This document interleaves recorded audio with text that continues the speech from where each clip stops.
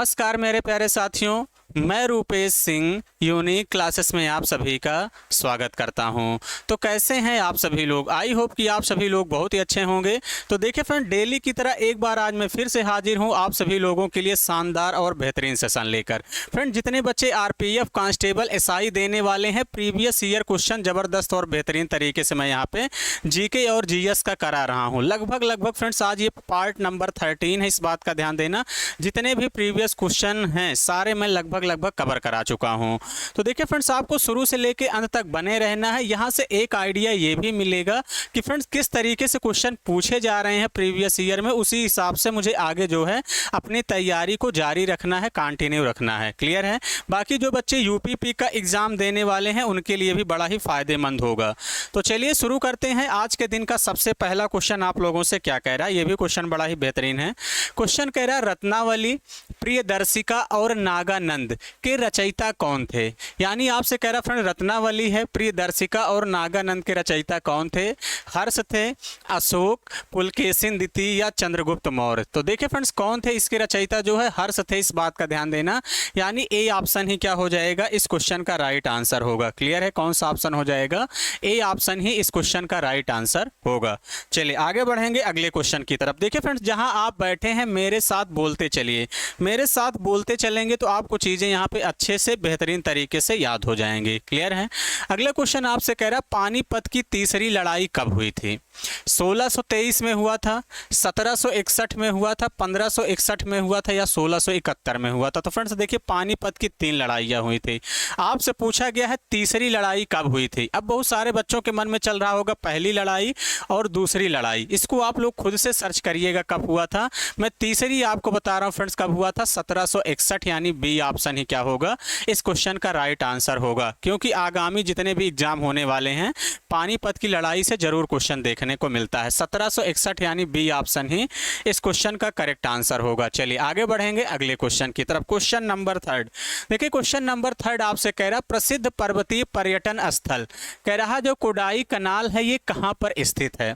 नीलगिरी पर्वत पर है या कार्डमम पर्वत पर है या पलानी पर्वत पर है या जवादी पर्वत पर है? तो आपको बताना है कि फ्रेंड्स जो प्रसिद्ध पर्वतीय पर्यटन स्थल कोडाई कनाल है ये कहां पर स्थित है? फ्रेंड्स पलानी पर्वत पर स्थित है, इस बात का ध्यान देना।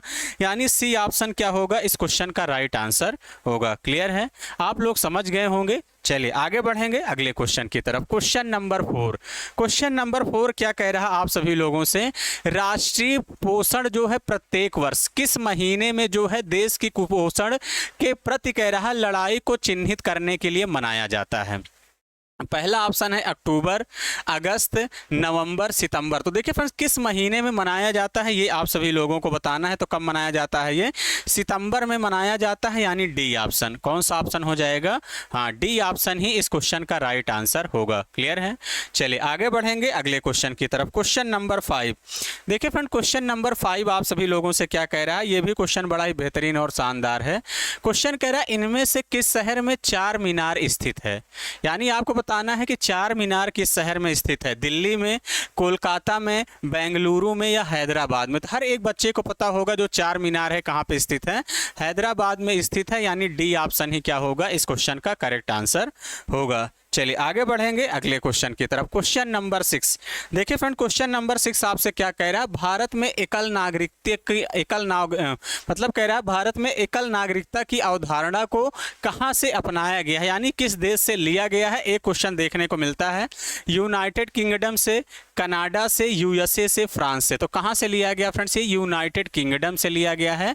यानी ए ऑप्शन क्या होगा, इस क्वेश्चन का राइट आंसर होगा। क्लियर है?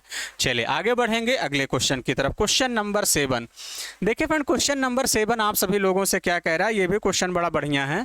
क्वेश्चन कह रहा है, किस खेल में पुटिंग शब्द का उपयोग किया जाता है? तो देखिए फ्रेंड्स, खेल की शब्दावलियां से क्वेश्चन आप लोगों के एग्जाम में जरूर देखने को मिलता है।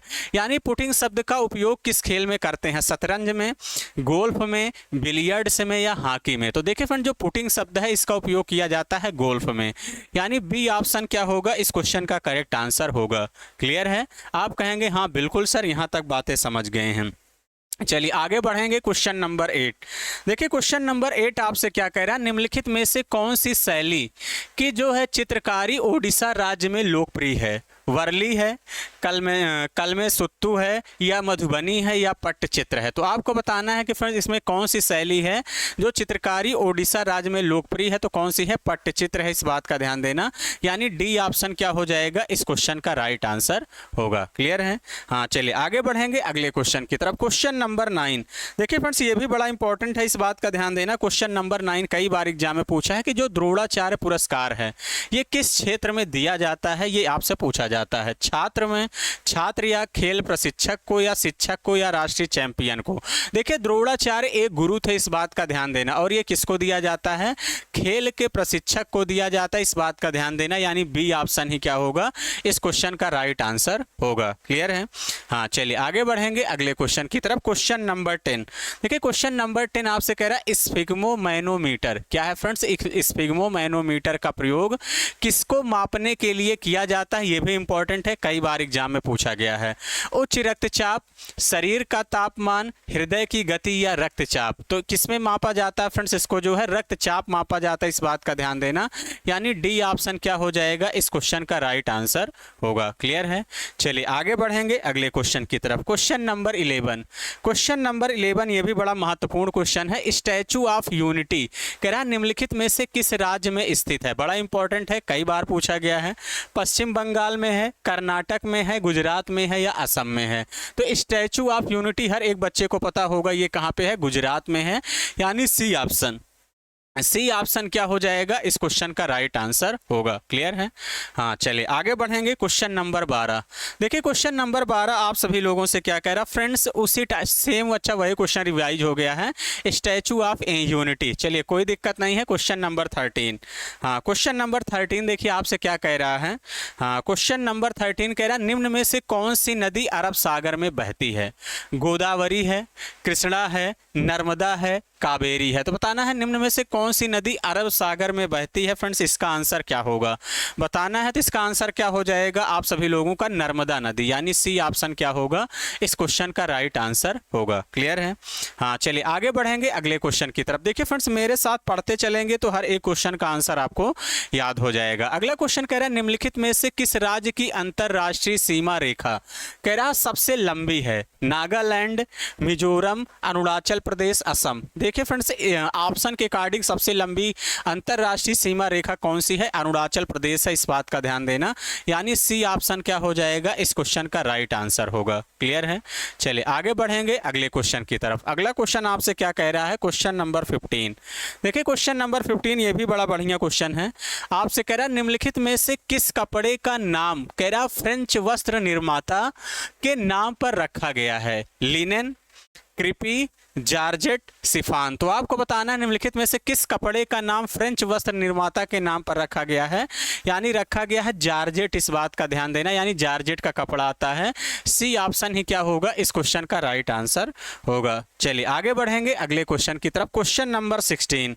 देखिए क्वेश्चन नंबर 16 कह रहा सिख धर्म के संस्थापक कौन थे? कई बार एग्जाम में पूछा गया है। गुरु गोविंद सिंह, गुरु रामदास, गुरु नानक, रंजीत सिंह। तो देखिए फ्रेंड्स सिख धर्म के जो संस्थापक थे कौन थे? गुरु नानक जी थे। यानी सी ऑप्शन क्या होगा? इस क्वेश्चन का राइट आंसर होगा। क्लियर है? हाँ, चलिए आगे बढ़ेंगे अगले क्वेश्चन की तरफ। Question number 17। देखिए ये भी बड़ा इंपॉर्टेंट है। पटना के सुप्रसिद्ध सुपर 30 संस्थान के संस्थापक कौन हैं जो IIT और JEE की परीक्षा के लिए आर्थिक रूप से कमजोर छात्रों को कोचिंग देते हैं? बहुत ही फेमस पर्सनालिटी हैं। अनुराग आनंद उनका नाम है, या सुशील कुमार है, या आनंद कुमार है, या नीतीश कुमार है। कौन बच्चा आनंद कुमार को नहीं जानता? यानी सी ऑप्शन ही क्या होगा? इस क्वेश्चन का राइट आंसर होगा।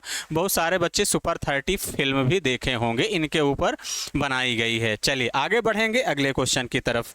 हाँ, क्वेश्चन नंबर 18। देखिए क्वेश्चन नंबर 18 आपसे क्या कह रहा है? कह रहा है श्री नरेंद्र मोदी भारत के कौन हैं? लोकसभा के अध्यक्ष हैं, प्रधानमंत्री हैं, या नेता विपक्ष के हैं, या राष्ट्रपति हैं? तो बहुत ही आसान सवाल है। कौन है फ्रेंड्स इस समय? ये प्रधानमंत्री हैं, इस बात का ध्यान देना। श्री नरेंद्र मोदी भारत के प्रधानमंत्री हैं, ये बात आपको ध्यान रखनी है। यानी बी ऑप्शन ही इस क्वेश्चन का राइट आंसर होगा। चलिए आगे बढ़ेंगे अगले क्वेश्चन की तरफ। क्वेश्चन नंबर 19 कह रहा भारत में राष्ट्रीय एकता दिवस कब मनाया जाता है? 30 जनवरी को, 29 अगस्त को, 31 अक्टूबर को, 2 अक्टूबर को। तो देखिए फ्रेंड, दिवस से क्वेश्चन जरूर देखने को मिलता है। राष्ट्रीय एकता दिवस कब मनाया जाता है? 31 अक्टूबर को मनाया जाता है, यानी सी ऑप्शन। सी ऑप्शन क्या हो जाएगा? इस क्वेश्चन का राइट आंसर होगा। क्लियर है? चलिए आगे बढ़ेंगे अगले क्वेश्चन की तरफ। Question number 20। हाँ, क्वेश्चन नंबर 20 ये भी बड़ा बेहतरीन सवाल है। चलिए, क्वेश्चन आपसे कह रहा है जिराफ किस महाद्वीप का जीव है? ऑस्ट्रेलिया का है, अफ्रीका का है, अमेरिका का है, या एशिया का है? तो देखिए, जिराफ किस महाद्वीप का जीव है फ्रेंड्स? ये अफ्रीका का है, इस बात का ध्यान देना, यानी बी ऑप्शन। क्या हो जाएगा? बी ऑप्शन ही इस क्वेश्चन का करेक्ट आंसर होगा। क्लियर है? चलिए आगे बढ़ेंगे अगले क्वेश्चन की तरफ। Question number 21।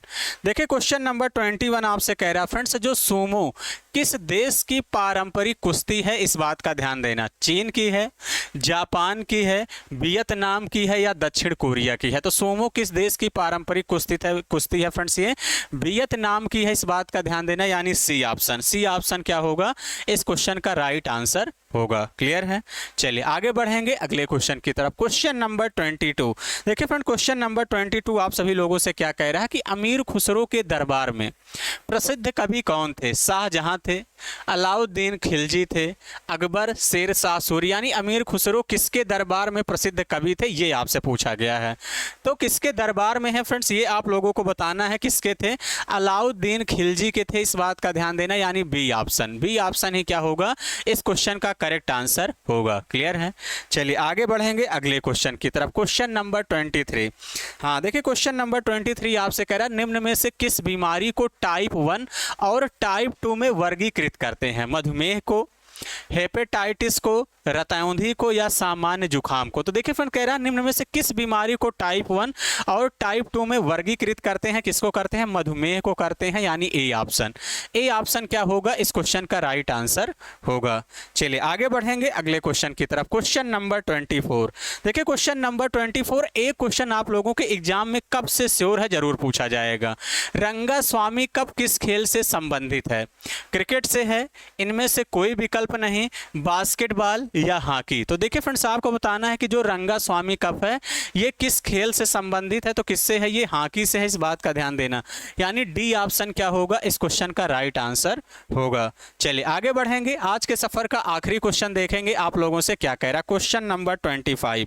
ये भी क्वेश्चन बड़ा इंपॉर्टेंट है, कई बार एग्जाम में पूछा गया है कि भारत के संविधान में जो धर्मनिरपेक्ष शब्द है ये कौन से संशोधन या अधिनियम द्वारा जोड़ा गया था? ये आपसे पूछा गया है।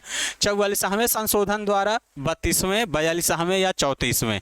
तो बताना है कि फ्रेंड धर्मनिरपेक्ष शब्द किस संशोधन के द्वारा जोड़ा गया है? तो 42वें संविधान संशोधन द्वारा जोड़ा गया है, यानी सी ऑप्शन ही इस क्वेश्चन का राइट आंसर होगा। इसी को मिनी कॉन्स्टिट्यूशन ऑफ इंडिया कहा जाता है, इस बात का ध्यान देना। क्लियर है? चलिए तो फ्रेंड्स, 25 में कितने क्वेश्चन आप लोग सही किए, ये आप लोग कमेंट बॉक्स में कमेंट करके जरूर बताइएगा।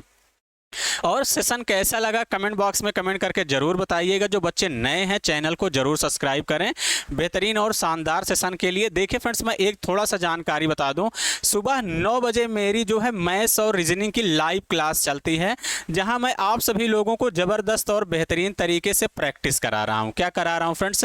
प्रैक्टिस करा रहा हूँ, इस बात का ध्यान देना। यानी जितने बच्चे यूपीपी का री एग्ज़ाम देने वाले हैं, या आरपीएफ से कांस्टेबल, एसआई या रेलवे से संबंधित कोई एग्जाम देने वाले हैं, तो बहुत ही बेनिफिशियल टॉपिक है, इस बात का ध्यान देना। क्लियर है? तो चलिए फ्रेंड्स, सेशन कैसा लगा कमेंट बॉक्स में कमेंट करके जरूर बताइएगा। आज का सेशन इतना ही रखेंगे। Thank you, all the best.